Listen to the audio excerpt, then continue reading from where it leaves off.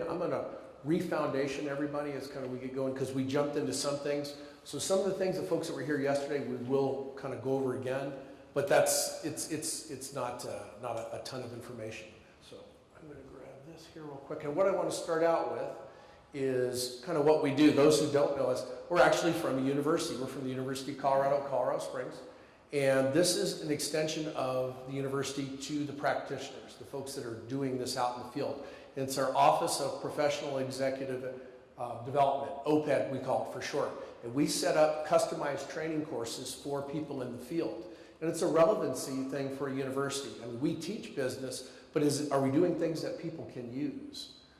So we work really, really hard with the local community. You've met Shauna Lippert back there. She runs our OPED program and she works with those folks.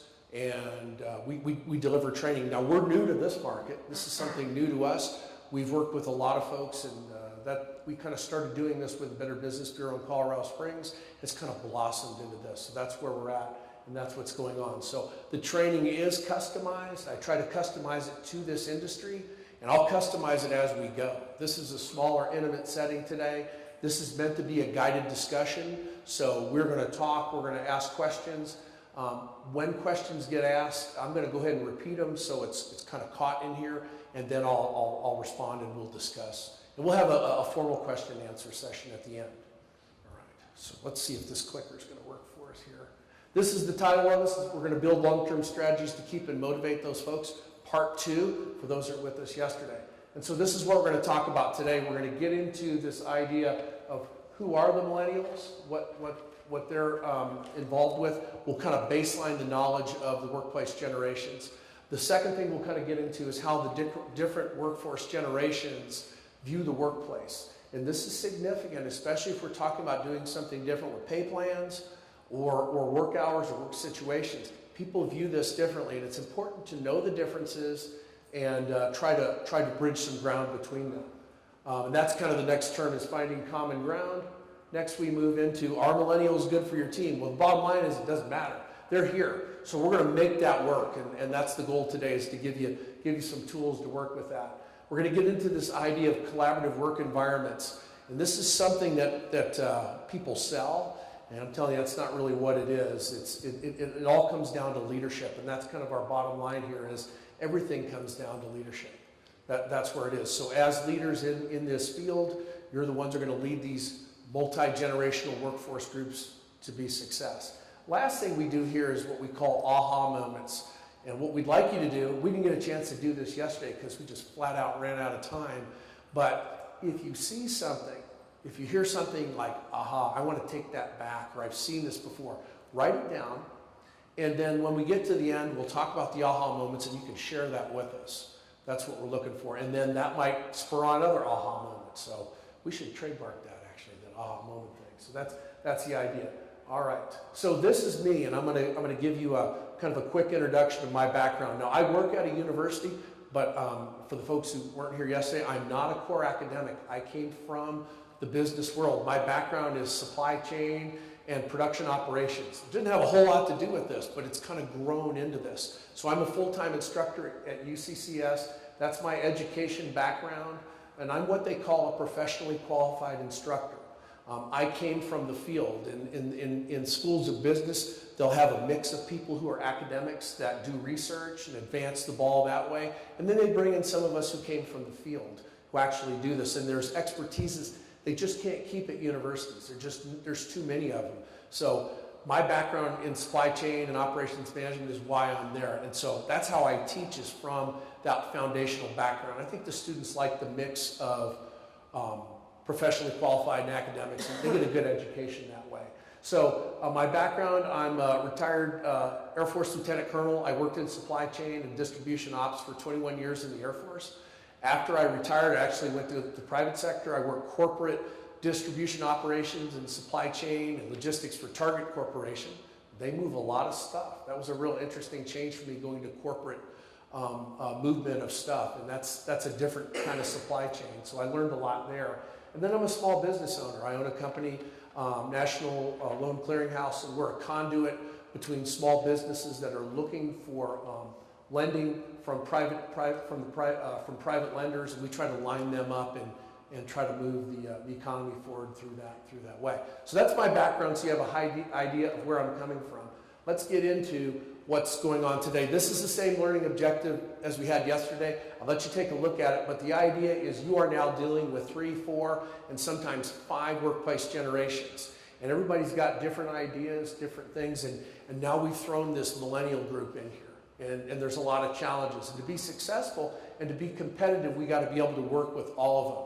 We're going to focus on some of the basic strategies for millennial employees, but today we're going to dig in more about culture and organization and mission and vision that looks across all the workforce generations. Looks at who does what, who brings what to the table, and try to give you some strategies, some tools to take back to your organizations to be successful. And that's always my goal. As I'm a practitioner, I'm not really an academic, but when I come to these events, I want to bring something back that I can use. So that's my goal, and we'll make sure you get that today.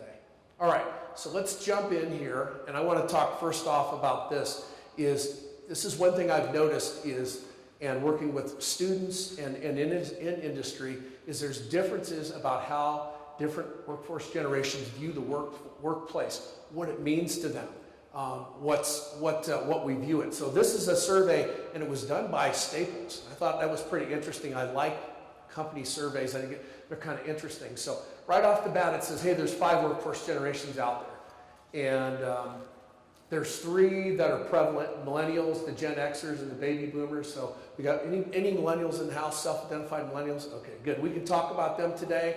No one's going to get hurt about it. Gen Xers, are ticked off Gen Xers. They're the most neglected workforce. And then boomers-ish, okay. And then somewhere between, some of us are kind of mixed in there somewhere. So that's the idea. So this is interesting, but it says this, and I thought this was telling right off the bat. 34% of millennials are more inspired at home, while Gen Xers and boomers find inspiration at the office. And I thought about that with my situation, and I can't work at home. I cannot. There's too much noise.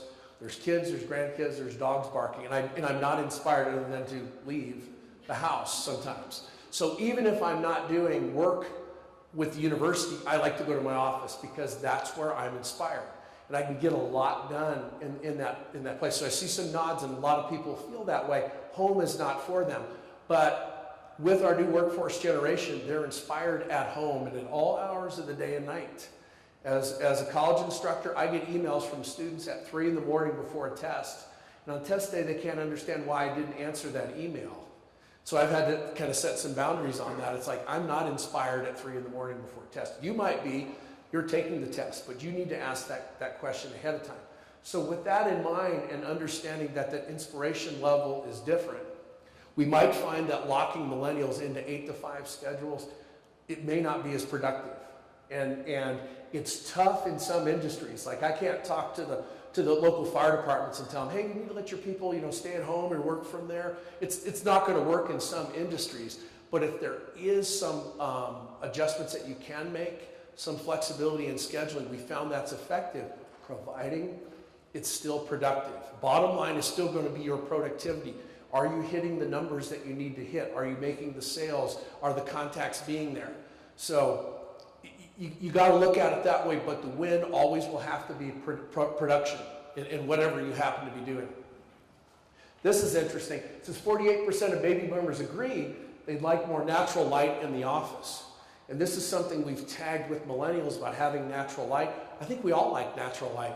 None in here right now, but that's something that we're looking at. So building workplaces with light, those are good things, and that kind of goes across the workforce generations. Over 40% of Gen Xers and millennials prioritize fresh food for wellness. We don't want unfresh food, do we? I mean, we want fresh food, so that's a good thing. It's a health thing, and maybe it's a priority. We find millennials want free food.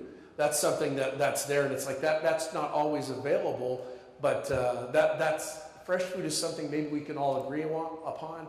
And then this is an idea: 48% of boomers want ergonomic furniture as part of the wellness program. I'm good with that. With my back, I'm good with ergonomic furniture. So those are good things. We're starting to see those desks where you can crank it up and stand up all day and do that. Yeah, so those things are good investments, and I think they're good for everyone. by the way. Staples will sell that to you too. They got lots of good things like that.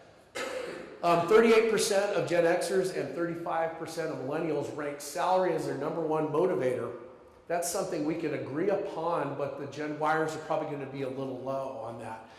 Maybe they haven't realized how important pay is yet when they get in the workforce, but pay is usually important to everyone, maybe just not as important. We're going to dig into that a little more in a few minutes.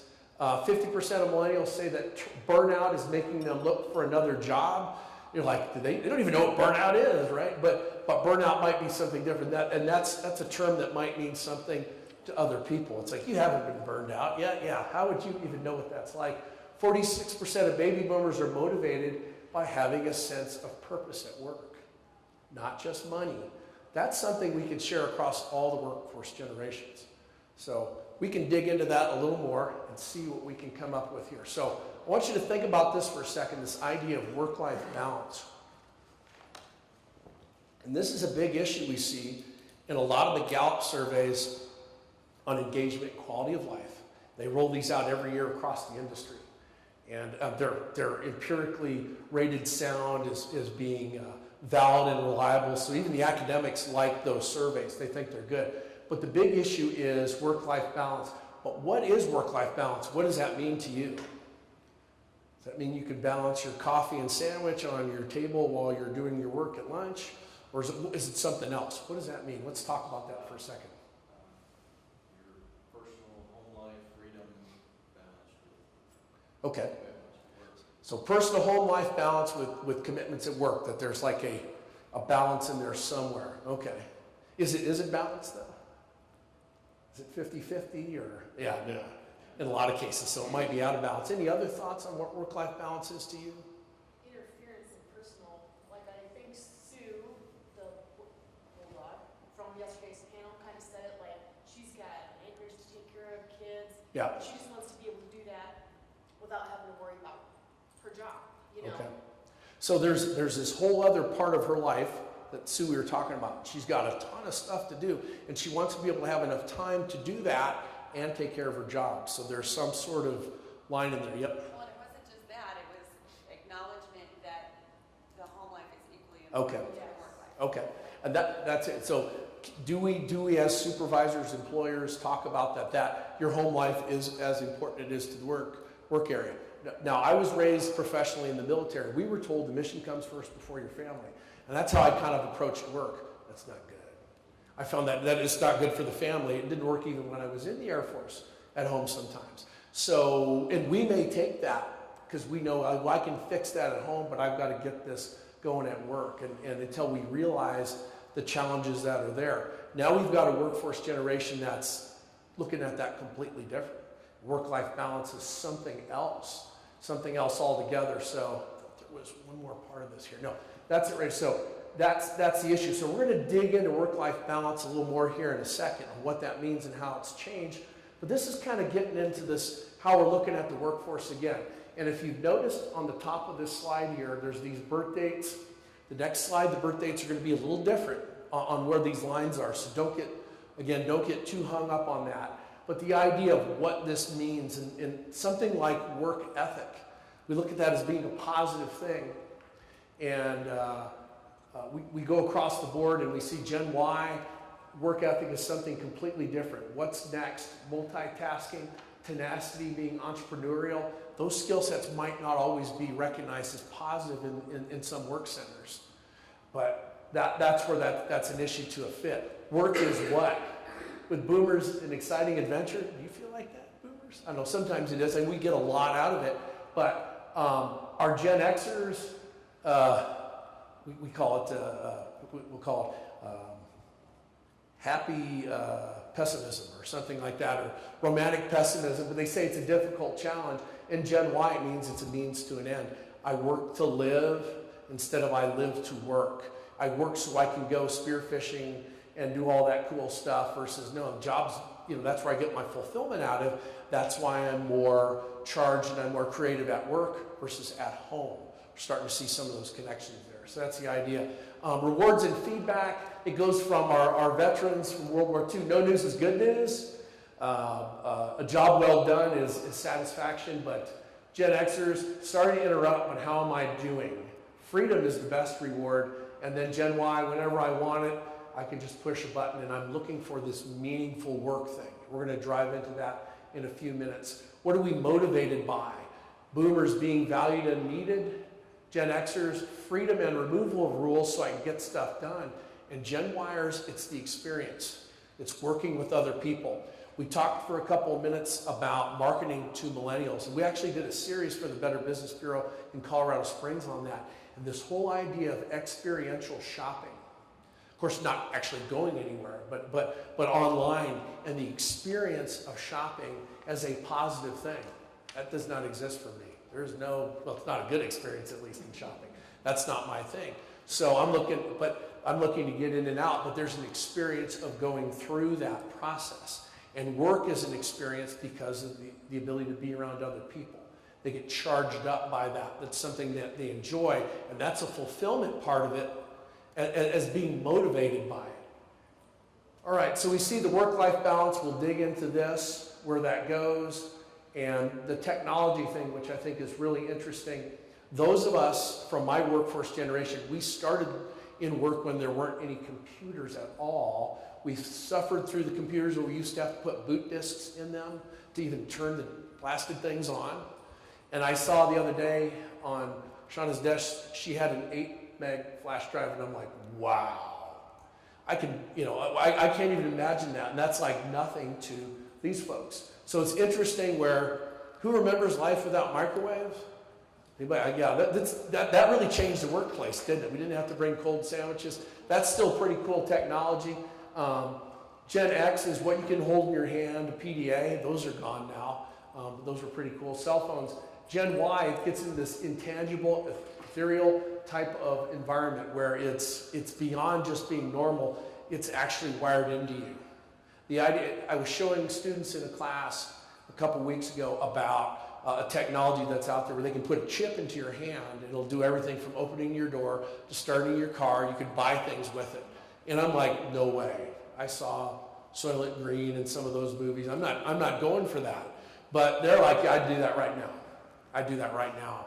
So that's different. So that's like, it's actually getting into your body, and they're okay with that. Yeah, it's like, no way, right? I'm not doing that. So that's different, but that technology's out there. It's a small chip. They put it into your hand. Yeah, and that's like the key to the city right there. So interesting. You don't have to remember any passwords anymore. Just make sure you keep your hand, I guess. So that's pretty good. So, all right. So in these discussions, and this is something that really came to light as we're working with businesses and trying to get our graduates placed. They talk about, hey, this company has a competitive work environment. Which means what? What does that mean to you, a competitive work environment? It means everyone's out for themselves. It means, Okay. Especially in sales. Okay, and in this industry, is that what it's like? So I'm just getting some head nods, all right. In some industries, it might mean if you work harder, you get paid more. Does that happen in these industries? Yeah. So is competition a bad thing? So, for the most part, it isn't. But when we tell our students that this is a competitive work environment, they're like, that's not for me. What happened there? What happened with competition? Why did that become a bad thing? Everybody got a trophy. Okay, everybody got a trophy, so it didn't mean as much. Yeah, so we devalued winning and something like that. Okay. So what else happened in the last few years? Think about, where's competition big at in what we watch on TV every Sunday? Yeah, sports. What happened with sports and competition 10, 15 years ago? Steroids, cheating, and blood doping, and all those things. So what a lot of these folks have been raised on, the competition meant something that wasn't good. It didn't bring out the best in people. It brought out the worst. Has there been a Tour de France winner that didn't blood dope? As soon as these guys get off the track, they hand them a cup, like, here you go. That's how, and we have to test to even prove that they're not cheating. And that's different. So that idea of competition, again, like we talked about leadership yesterday, competition is meaning something else, and that will steer them away. So we might think of a competitive work environment being a good thing. In this case, it might be a bad thing in terms of that. They've seen this also too. Their parents were burned by competitive work environments. Those of us who are old enough to remember the Enron scandal, what happened with there. One of the big 5 accounting firms went down. Arthur Andersen went down because they got too much into competition. They started to do things that no one else has done.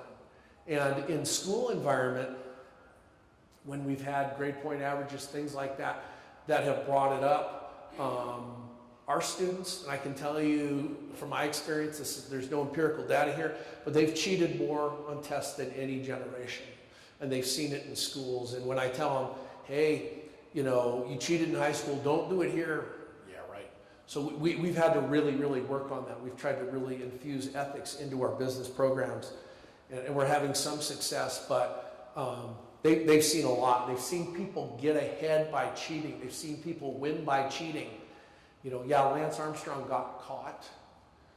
Bill Belichick got away with it, I guess, if you're a Patriots fan or not. I don't know, yeah, how that works. Yes, sir. Scott, is there some of it too that they really don't want to be judged Ooh. compared to somebody Yep. else who don't want to be judged for who they are? Yeah, absolutely. So the question is, are they concerned about being judged or compared? And judging is a bad word, and it's not fair to compare because you're special, and everyone is special. So you shouldn't be compared in that environment. But when they get into a workplace, and this is something I talk to students about before they graduate, I said every day when I worked in production, in corporate level, or once a month we'd get together and I'd have to rack and stack my managers. Give me 1 through 10. Somebody's number 1, somebody's number 10. That horrifies them, but that's the reality of it. So if they haven't been used to seeing that, to tell somebody, hey, you're number 10 out of 10, somebody's got to be last. I guess it might as well be you. That kind of thing, but that's the reality is, or maybe I just only go 1 through 5, the rest of you are tied for 6th, or something like that. And it'll give you a ribbon for that too. But that's if they've been in that environment, competition has just looked horrible to them. They've seen businesses do bad things. They've seen their parents lose their jobs.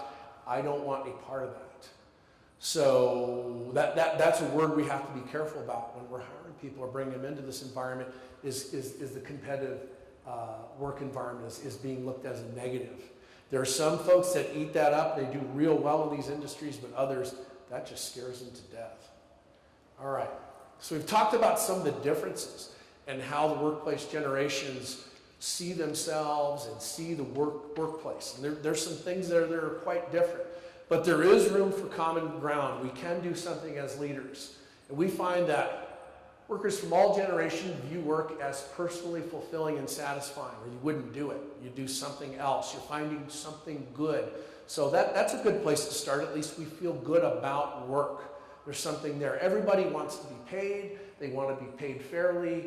And we'd like to be paid way beyond what the marketplace is paying, but in reality, if our salary is close to that, we're feeling pretty good. That's fair.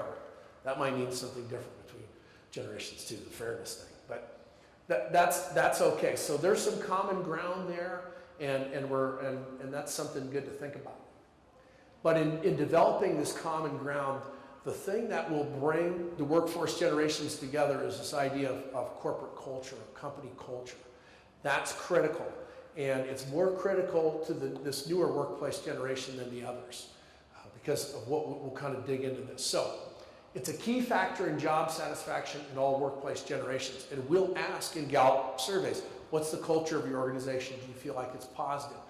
Are the right behaviors being rewarded, yes or no? And if they're not, we find people don't stay in those jobs. They leave. That's the challenge. So if we feel valued across all workforce generations, that's a plus. That might, being valued may not result in a paycheck, but there is something where I feel valued about what I'm doing. I feel positive. So dig into this a little more. It might be communicated a little differently across workforce generations. We might have to tune our hearing in. I know I have to with my students and the folks we work with out in the private sector. But I'm learning to get better at that and getting that. So how culture is created, this little chart here, it says we have leaders, and leaders develop the culture. What are the leaders doing? What are their actions and behavior? And our millennials, have seen leaders not behave very well. And again, it's all publicized. We talked about yesterday, there are no heroes anymore. So that's been diluted. So that's a challenge. What are leaders paying attention to? Are they the right job behaviors? Are they the right things? Are we rewarding the right things and punishing the right things? And who is getting the allocation and attention and the resources to do the job? That sets the culture. So whatever leadership is doing in that area, that is going to be what's interpreted, and that's what the culture becomes. If you've been in the workforce a while, you can pick up the culture of an organization in about 30 seconds. When you walk in, you can get a feel for what that is. You're pretty attuned to that. Our newest workforce generation is struggling at that, on what the culture is. And so we'll get into this a little bit more, but we found we need to tell them more. We need to maybe put up more boundaries, ask more questions. Those things help. But those are all good factors in finding common ground. I had this slide up. Go ahead. Scott, are you saying they don't pick up as easily what the culture is? Yep, absolutely. So, You and I would walk in and go immediately. yeah, I can see who's in charge here. I know I cannot talk in this meeting. I should not talk in this meeting. I'm just going to sit here and get a lay of the land. And we might find these folks are asking questions right away. It's like, someone asked, what does everybody think on this? And it's like, I know I'm not supposed to talk here. This is, we get that right away. We know we're not supposed to talk to the boss in the bathroom. They're not seeing that as much. So we have to help them get there. Kind of dig into this a little bit, but the idea of faux pas being made in protocol. If you've been raised in a really, what do you want to call it, casual environment, those things are different to them. They haven't seen that. So that's a challenge. So things that we pick up right away, they're not. And that might be because too much communication on these things. And there's no, like I said, there's no empirical evidence showing that yet, but a lot of people buy that might be something that's there. So that's a challenge. So workplace, what that looks like, what it means, what you're seeing, they're not picking it up as fast. And they can get into trouble and get a bad reputation as being, too opinionated or immature. Yeah, exactly. Whereas they don't know that behavior was rewarded previously, and now it's not. So it's important to prepare them as they go into the work center, what to do and what not to do. We're going to dig into that a little more in a few minutes. But I got this slide up here. I showed it yesterday, and the companies that are doing the right things we're seeing are going across the workforce generations. You see Ultimate Software on a couple of these. Kimpton Hotels. We're not in Kimpton, are we? They're not on here. Okay. Encompass Home Health. It goes all across different industries. And some of them make the top 10 or top 11. Workday was number 11 for Gen Xers and number 27 for Y. So there are strategies out there, things that are working across the workforce generations. And these guys are nailing it. And that's where I'm trying to find my data from, is from these companies and seeing what they're doing, what's working. Now, there are some industries that are going to be more, that they're specifically only recruiting Gen Y. In Silicon Valley, those jobs, they're only recruiting Gen Yers. And so that culture is going to be different. I'm not going to be a good fit there. That's probably going to be a challenge for me. But in other industries where we need to get Gen Yers in there, millennials in there, we're going to have to work a little harder and do these kind of things to get them and then to keep them. So I'll let you look at that for a second. You see some of the folks that are on there. Fortune puts this out every year, and I find every year it gets a little more tighter in terms of those companies that are underlined, that are going across and doing the right things there. Okay, so another issue in finding common ground, everybody wants a supportive work environment, what that means in terms of that. We want to be recognized for achievement, and our efforts need to be appreciated. Now, that may be different in terms of what you've considered praise for a job well done might be, hey, thanks, to someone else who's maybe used to getting overflowing praise, or where that's significantly recognized.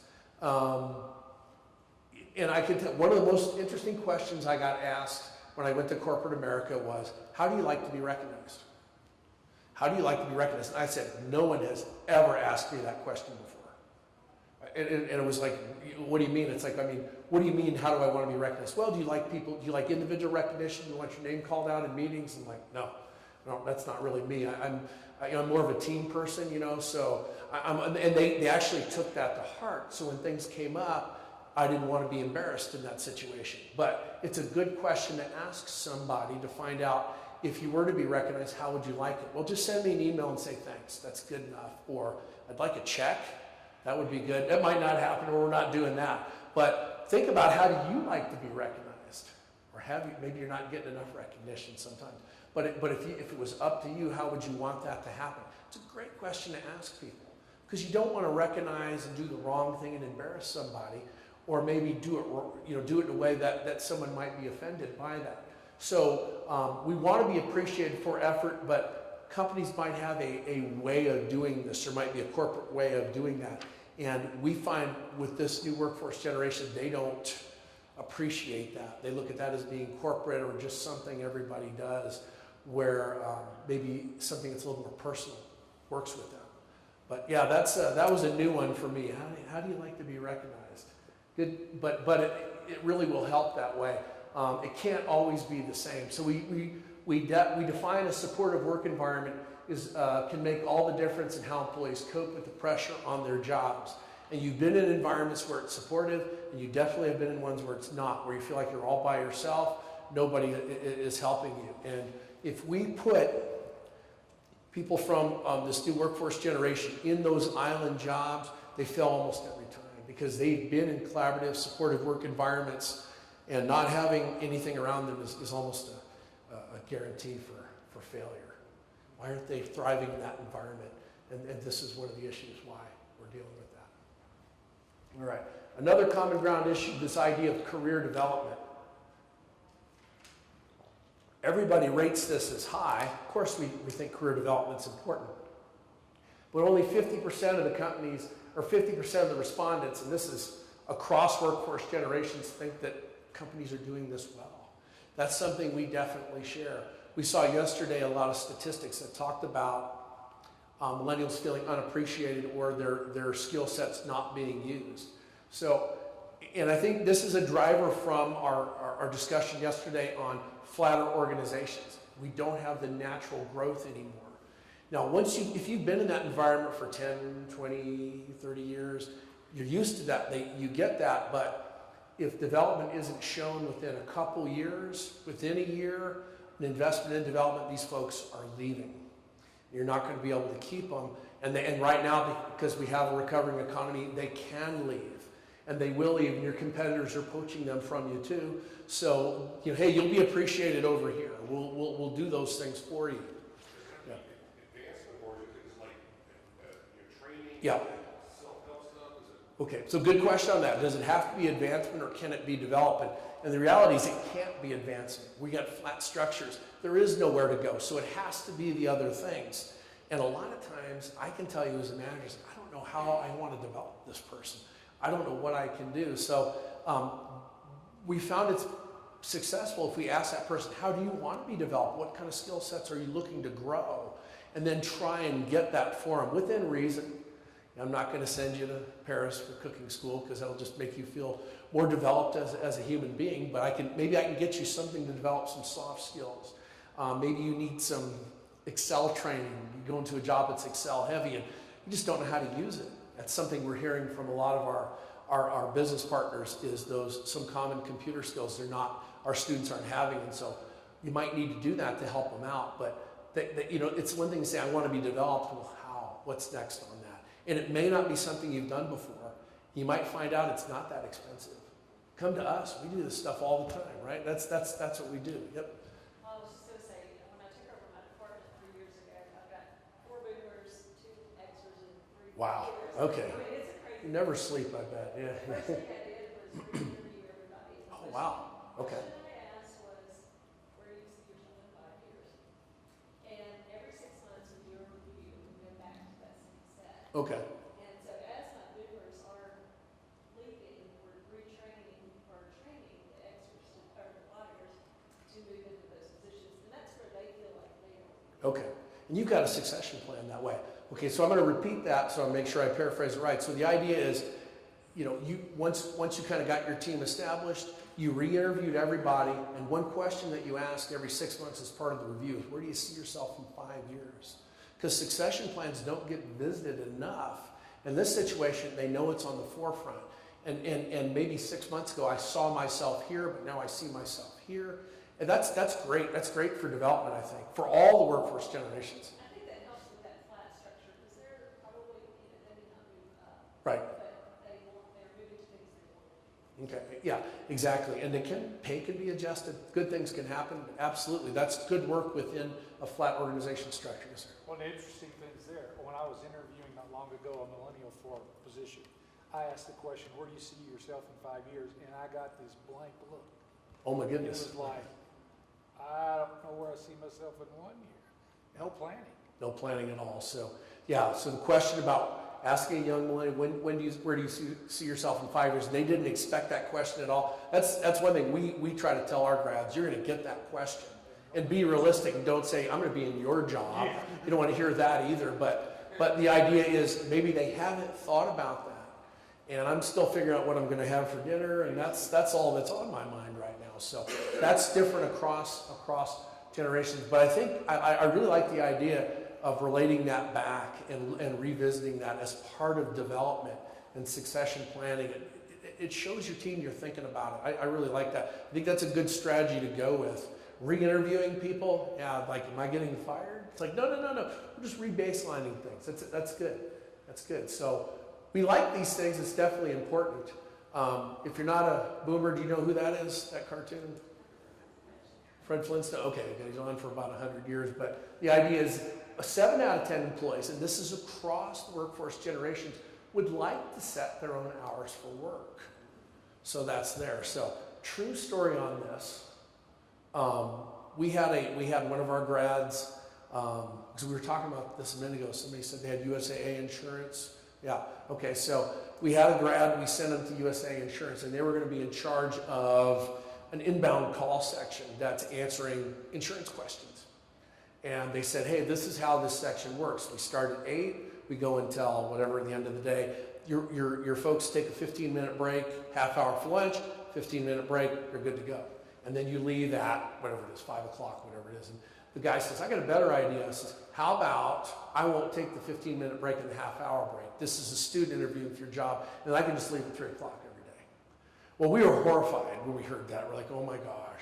And the blank look was like you got when you asked the young guy about whether they want to be in 5 years. Like, well, this guy's not getting this job. And I'm digging into this like, where did you come up with that? Where's the thinking behind that? And again, I'm inspired at home. This place isn't it. Now, that's not going to work in that environment. They have to have supervisors over a call center. You can't do that from home. But I tried to dig in a little deeper. I didn't react in my boomer X way, saying, this guy's nuts. But the reality is, it's like, well, that's what the thinking is. So maybe we can dig in a little more on that and figure, no, you can't do that here. No, don't be offended by that answer, because it probably worked somewhere else. They were able to do things, from that environment, but in these jobs it isn't. So the idea of fair assessment of work means different things. I was taught about fairness in the military when someone told me, that's not fair. And he says, fair is a place where you get corn dogs and you ride dangerous rides from carnies that you can't understand. That's fair, but fair might mean something else. And is my work being assessed fairly? And what we found in organizations that have flexed people or have flex schedules is they're not being assessed the same way as the people that are there 8 to 5.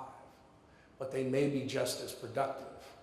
And once someone goes into a flex environment, and this is especially an issue with women in the workplace who need that if they've got young children, there's an issue with that, or single parents, they're out of the career path for management or moving up because they've done that. Even though these jobs can be very, very effective. Even if you want to go back into a management position after that for a while when your child is older or the situation has changed, your parent as well, whatever it happens to be. But we have to build, we've talked about this a lot, is building a career path for flex employees. So they're going to be treated fairly. They're not, you don't see them every day from 8 to 5, but are they doing the same work? Are they being measured the same way? Is it fair? So if you're going to do some flex scheduling, make sure you have a system in place that allows them to be recognized the same way, that they're measured fairly. Yes, sir. In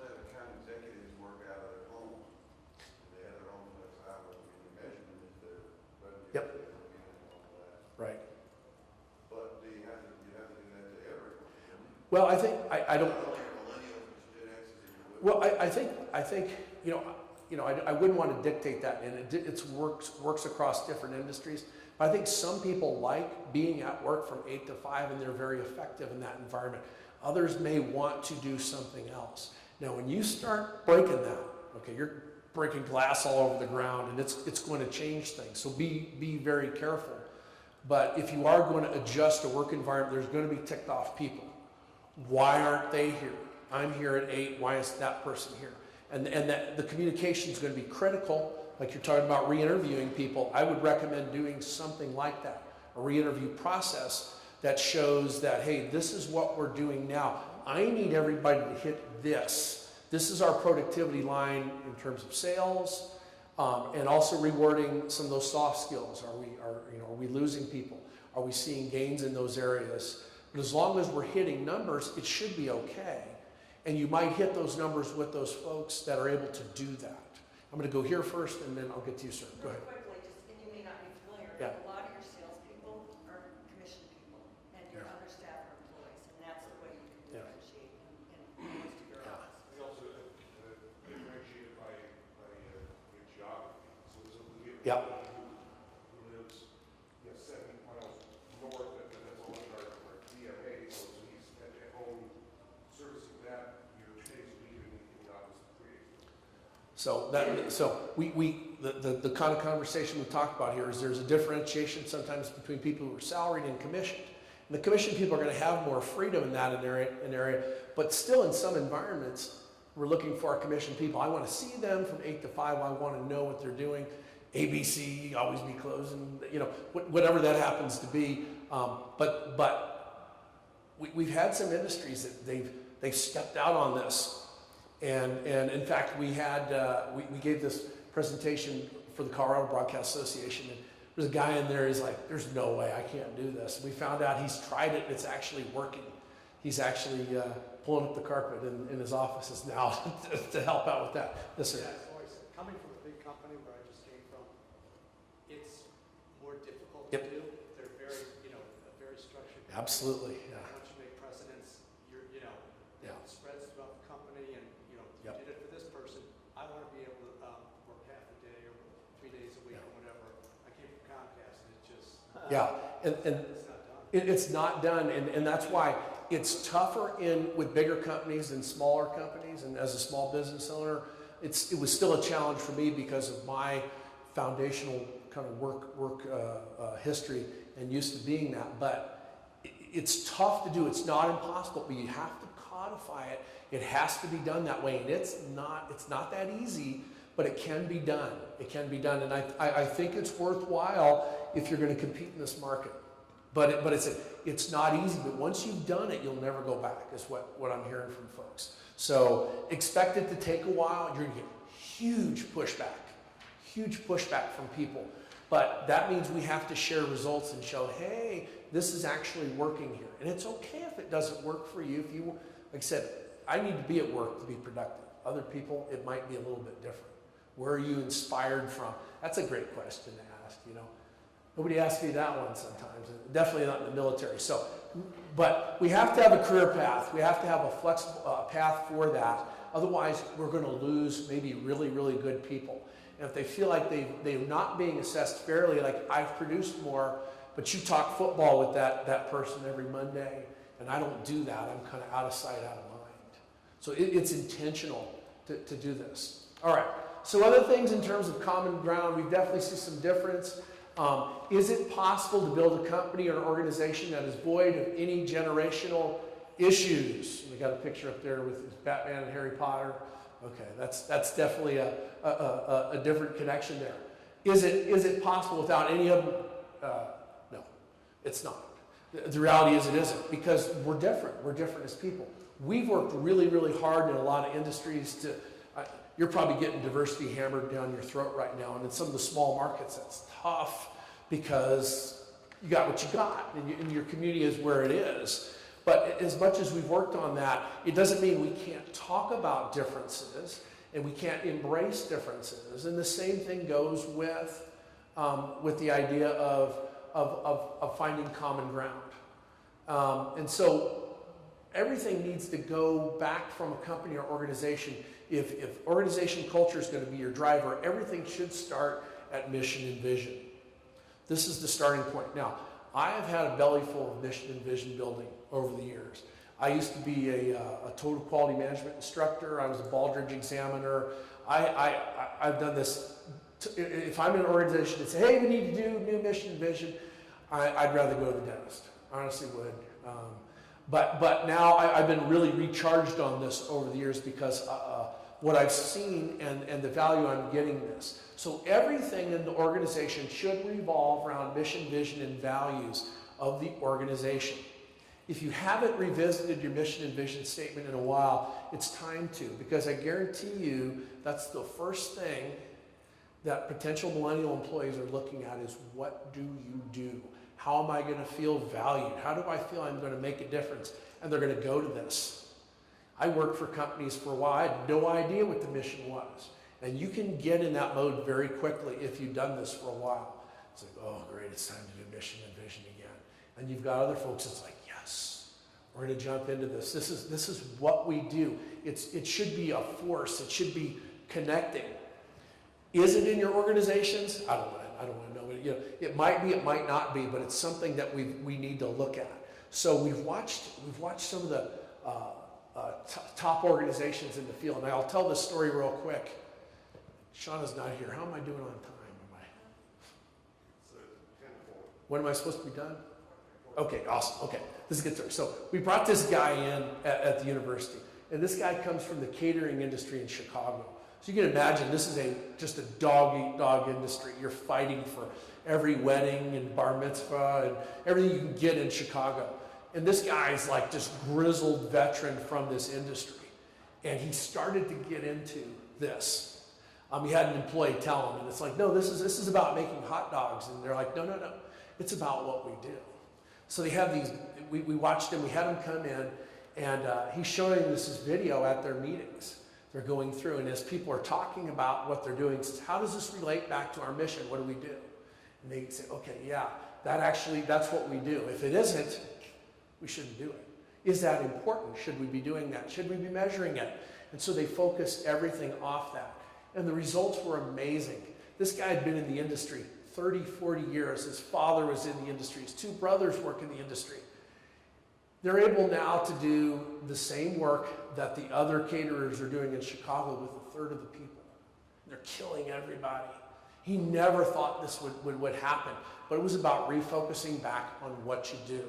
The people were inspired and they get it, even as millennial employees. They're all over this, and they're staying with that. I mean, food service is food service. That's not, anybody ever work in food service in here? That's a rite of passage for a lot of people in our generation.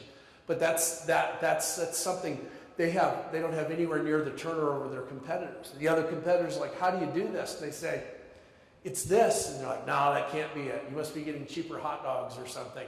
But the reality is that's where it comes from. And the guy is a believer in this. So we start with this. So I encourage everybody to revisit that. And that would be a good thing to re-interview on too. Where do you see yourself? How does what you do every day connect to that mission? To that vision statement? Because your millennial employees are posting this on their Facebook page that says, I work for this company and this organization. This is what we do every day. So I really got reinvigorated by this because I've been mission and vision to out. And now I'm all about it again. It's something that really get there. So this is where we're seeing the loss or maybe we call it mission vision fatigue, or we're just doing the job every day. We're really good at grinding and getting things done. I'm going to make it happen. I'm going to get it done. But because of that, we're seeing this. Only 40% of the millennials feel strongly connected to the organization company mission. And it's really important to them. It might not be for all workforce generations, but they're getting into it. That's something they attach a lot of importance to. So it's something to look at, and it's something to get them involved with. I remember one organization I was with, we redid the mission vision. We had all the top people in the organization there. We didn't have any of the folks that were actually operatives doing it, didn't get their input. We put it out, nobody got it. So I was like, what's wrong with them? And now I know that wasn't really the issue. It wasn't about them. All right. So we want to reinvigorate that mission and vision. This is a great place to start. If it's dead on arrival, let's start it up again. Let's get it going. And this is not an easy process. This is not, especially if you're bringing in people that are new to it. You're going to have to explain it to them.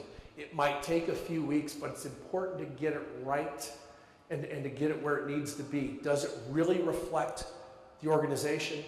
Does it really reflect the values of what you're about? You might not know what those are sometimes. You might need to talk about culture and have some good conversations. But this is by no means an easy process. I don't recommend doing it a day. Set a couple hours, a couple times a week, and just expect it to take a while. But we're going to get it right, and you'll see the passion come, and you'll have a better mission and vision statement. Has anybody gone through a mission vision revision lately? Okay, it might be time. It might be time to look at that because it is important. We know what we're doing, but it's important to communicate this. It's important to your customers also. Might be something that should be on our business cards or all over the place. It's definitely got a good place to start here. Okay, we're starting to. Okay, so yeah, we talked about this. So revisit it, and in your job searches, every job should have a direct connection to that, regardless of that. So at universities, in the College of Business, we talk about that. We have our faculty, we teach students, and that's what we're doing, so we have a direct connection to it. But our staff folks work really, really hard. They're amazing. They do great stuff. But do they see the connection to the mission? So, it's something every time you have a position that changes, it's time to look at that, do a job value analysis on it, and make sure it's connecting to that. If it's not, maybe things have changed. Maybe things are different. And so we need to look at this from a strategic standpoint, not just filling a job, but where's this connection back to it? And when we hire and interview people, we want to make sure that folks are there. So good managers are making sure people are focused on that mission and vision, moving the ball forward, doing the right things. So that connection should be there. So I've asked folks in these sessions, are you connected with your mission and vision? Well, I know I'm doing a good job and I'm doing these things, I'm digging in, I'm doing that, but does that connect back to the mission? It's a good discussion to have during employee appraisals, feedback sessions, is making sure that it's there. All right. So we get into this a little bit as part of the mission vision is, what's the organization identity? This picture shows this idea of what the logo is, but the brand is hidden, the tip of the iceberg. What is the brand? And I found that this is something that's really important to this workforce generation, because they have a brand about themselves. They have a persona. They have a Facebook. They have a social media footprint that tells them about their brand. And we tell them, I tell them, I said, okay, now you got a brand, you need to protect it. You need to get that stuff off your Facebook site now. Some of that stuff doesn't need to be there. So protect your brand, and it's the same thing with your organization. Do you know what your brand is, what it looks like? Are there, I'll check that in just a second here. Thanks, Ronna. But is there an issue with your brand? Is it being recognized as well as it is? And I talked yesterday about alternate websites. Dr. Oz talked about that there's I Hate Dr. Oz websites, and there are. I pulled it up while he was talking.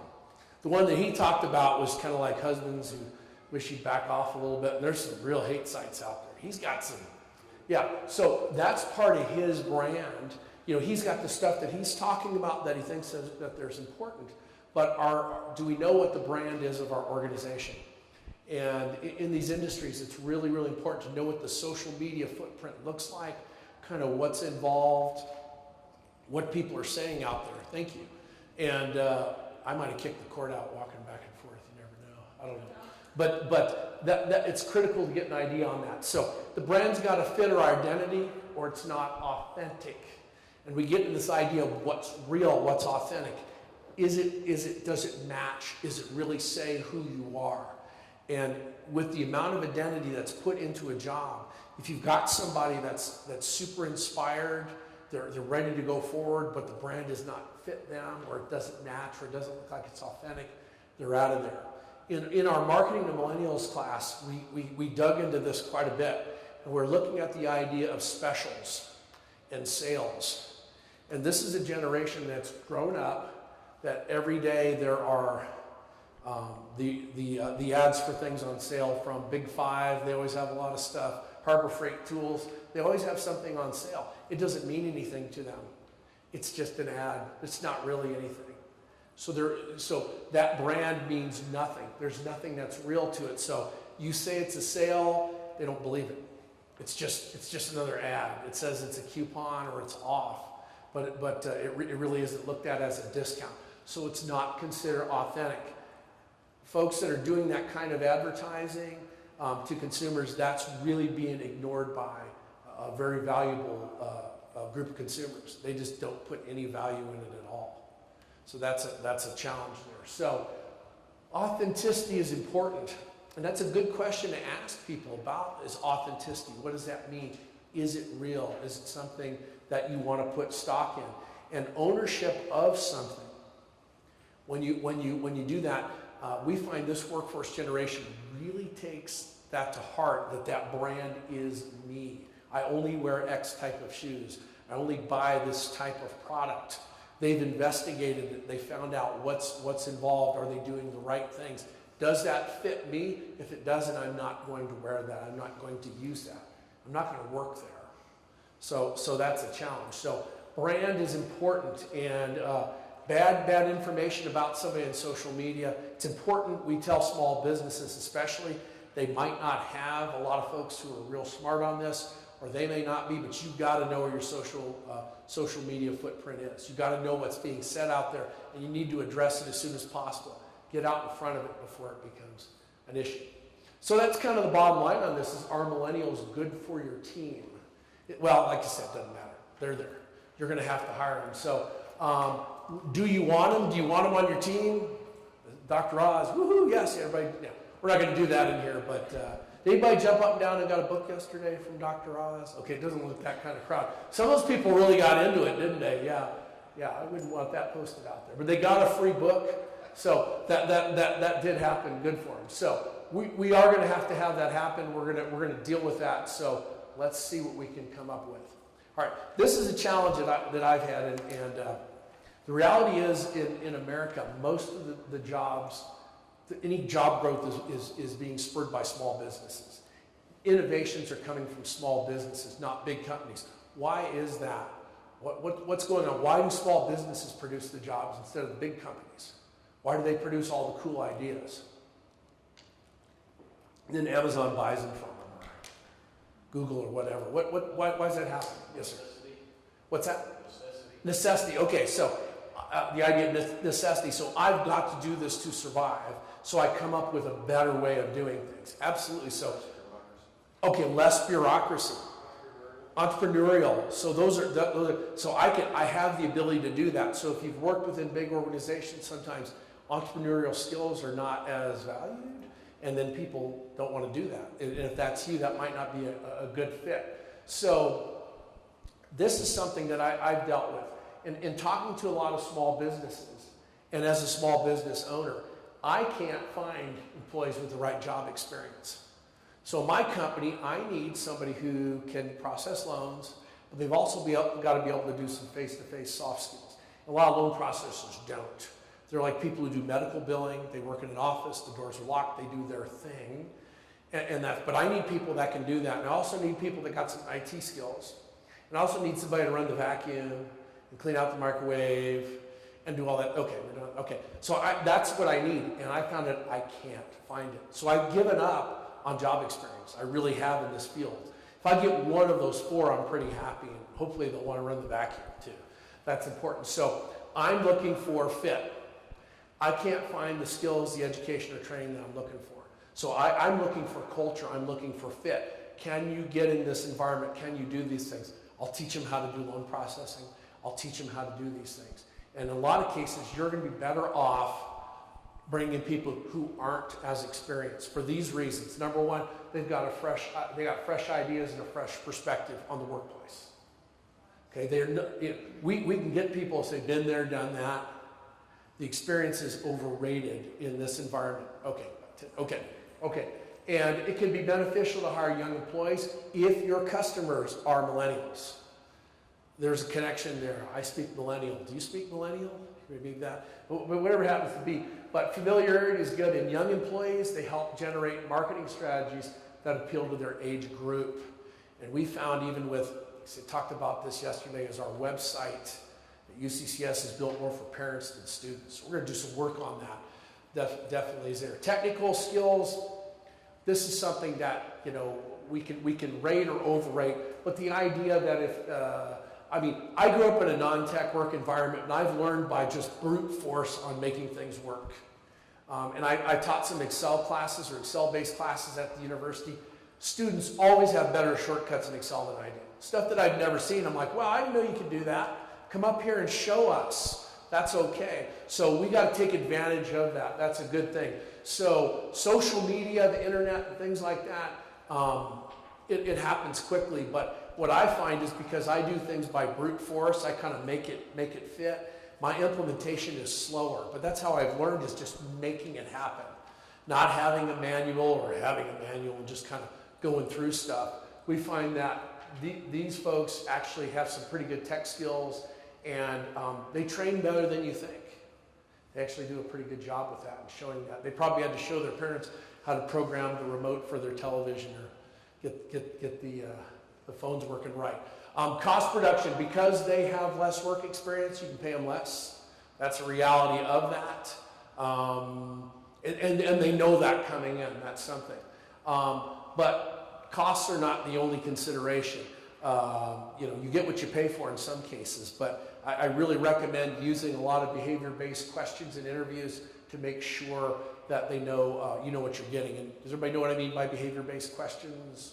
Yep, okay, good, all right, that's good. I just want to make sure that's the idea. So make sure we're getting the right people, but cost is definitely a factor. Training and onboarding and things like that. If I worked in warehouse operations for a few years with Target Corporation. The worst employees I had were people who worked in other warehouses. I've been doing this for 20 years. Well, we do it like this. I don't do it like that. Stopped hiring anybody that ever even stepped foot in a warehouse because they were broken. And we had a certain way we wanted to do things. I'd rather have somebody with a good attitude. It's not like we're building rockets here. We're moving boxes. I can teach you how to move boxes the way that we want you to move boxes. So the blank slate is good. No old habits, no preconceived notions. Fit is over experience, except with heart surgeons. I'll take experience on that. So in these industries, we can teach people how to sell.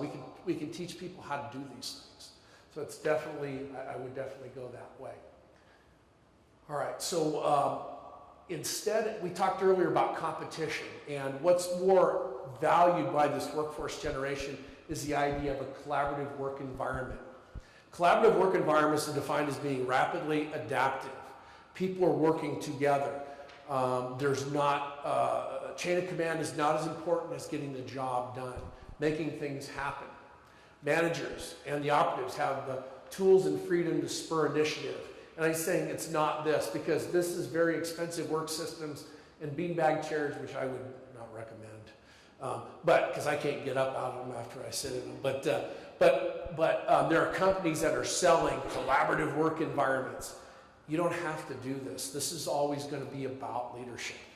So don't get sucked in by doing this. And yeah, there's no carpet there. We joked about that yesterday, but that's one of the trends, is because carpets start to look old, and even these are kind of funny after a while. I mean, but that's the idea. So we don't have to have bicycles. I'm looking for dogs. There's always dogs in a lot of these pictures too.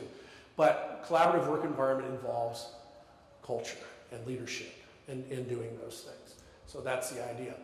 And then we talked earlier about work-life integration. It's not work-life balance anymore. It's work-life integration. I seem to think of it as home work, kind of as a division. It's not. It's completely integrated. There is no break anymore between the two. So we have typical millennial employee sitting at home on the floor, ouch. Of course there's a dog they've got their calendar open and they're working and they're talking to their friend at the same time, which might not be good for other people to be around them, but she's being super productive. And it's probably 2 in the morning and she's cranking this out. So they don't see that difference between those two. That's something we should take advantage of. That's something we should value, not necessarily look at as a bad thing. If that job gets done at 2 in the morning versus at 5 o'clock, that's okay. We had to adjust that when we're accepting papers from students. Is if it comes in at 2 in the morning, I might not read it until tomorrow, but it's just as good as a paper that was turned in at 5 o'clock. So adjust those times. That'll make a difference there. And this is something that I thought that was interesting. We dug this out a lot with our Marketing Millennial series. Is brand names do matter. It is important. It is something that's associated with it. Negative headlines, whether it's in the newspapers or in social media, are going to chase our folks away. They're not going to go, they're not going to buy there, they're not going to want to work there. This is something that's really, really critical. So they are going to want to align their own brand. It needs to fit with the brand of the organization or the church or the bowling team or the university they go to. If it's not a fit, was it Johnny Cochran? If it does not fit, they will quit. To use that, we were doing the OJ thing a little while ago, but that's the reality of this. It's not a fit. I don't fit there. I don't fit that. That's not me. I'm not going to go there. I'm not going to buy there. So, or I won't work there. So brand names are important and they do matter. In the end, though, it's always going to come down to leadership. All workforce generations, they're looking for good leaderships or good leadership, and everybody wants to have the leadership skills, whether we call it that or not. Growing skills, doing skills, getting better skills, they all want those things developed. So that's really important there. So what is leadership in the end, what it should be? And we have people that talk about leadership all the time at seminars like this. But it should be about this. We want to help people grow, prosper, we serve. So whether it's personally or professionally, a leader is going to help people get better. And that's something we should look at. And all groups, all workforce generations agree with that. So we need leaders to ensure what is being done actually aligns with that mission and vision, and we're doing the right things. Divisions are there. It's real. We should be able to talk about it. It shouldn't be a negative. I found this workforce generation, millennials, are great at laughing at themselves. There's tons of YouTube videos about them being made fun of. They laugh the most. They're getting that. So maybe we might take ourselves a little too seriously, but I find they're pretty good about this. So it's okay to initiate conversations about that. How did you learn to do things? What did you see? Where did this work? And those questions are usually respectful and they're good. And this is kind of what we talked about before. In those re-interviews you were talking about, talk to people about this. What are their needs and preferences at work? If it's pay issues, or if there's things we can do with performance pay, or if it's working hours. I really found in conversations with employees, a lot of my assumptions were wrong on what I had people pegged about. I'm looking. I really need to know what you think. How would this work? How do you like to be recognized? Those things are important. So good leaders are going to get out in front of that. That's important. This is something that I've heard a lot from students too, is they feel like some faculty or some worker or bosses are not approachable. How do we make ourselves approachable? How do we make that there? So I'm kind of running up on time, so I want to get to this last session right here. Yep, okay. This is the last thing I really want to talk about today. Is the side. Then we'll have a couple minutes for question and answer. A lot of workforces and workplaces and families, you were raised on weaknesses. You were told what you did wrong. You didn't get always told about what you did right. Performance plans were based on that too. You were told, here's your strengths and here's your weaknesses, and you need to work on these. Have you seen those kind of performance appraisals? What we found is they don't work. Somebody who's been in a job for 20 years that may be weak in the area of interpersonal communication skills, they don't get better at it. They don't. That's just what you got. That's how you're wired. Okay? And so now the better performance plans actually talk about strengths. Okay, you know what your weaknesses are. We got that. How can we leverage your strengths to get better at what you do? First time I heard that in a performance plan, I about fell out of my chair. You're not going to tell me about how I'm worthless and weak and I'm doing all these things wrong. It's like, no, you're good at this. We know this is something. You're never going to get good at this, dude. That's not going to happen. But we can get better. We can use these things. It was great. It was great. So performance plans, feedback sessions, rating systems should be strengths-based. We definitely want that. I think that's kind of the last thing I wanted to get into here. Yep. We'll kind of go into this. Yep. All right. So, just real quick on this here. We redid our mission and vision statement at UCCS in the College of Business. We came up with this tagline. It says, we're in the business of building successful futures. What a great tagline for a university. We got this and brought students into our session. They blew it up. We never thought that. They were jumping on the tables, chairs, enthusiasm. It absolutely reinvigorated me. And we have a better mission vision statement because we brought them in. That's our main customer. So that's something you can do too also, is bring your customers in this. And we definitely find millennials take this very seriously. Okay, good. What I want to do now is, how much time we got, Shauna? Nothing, okay. But I'll be glad to answer any questions here as you're going out the door. We're up against happy hour and other things, hopefully airline flights. But again, thank you for being a great audience, being participative. I hope this helped. I hope I gave you some tools to go out and do some things. And again, we're willing to come to you also. If it's something you want to do, contact us. We'll give you our business cards. We'll take this show on the road and do whatever we need to do to help you out. This is interesting stuff, isn't it? All right. Thank you. Appreciate it. All right. Thanks.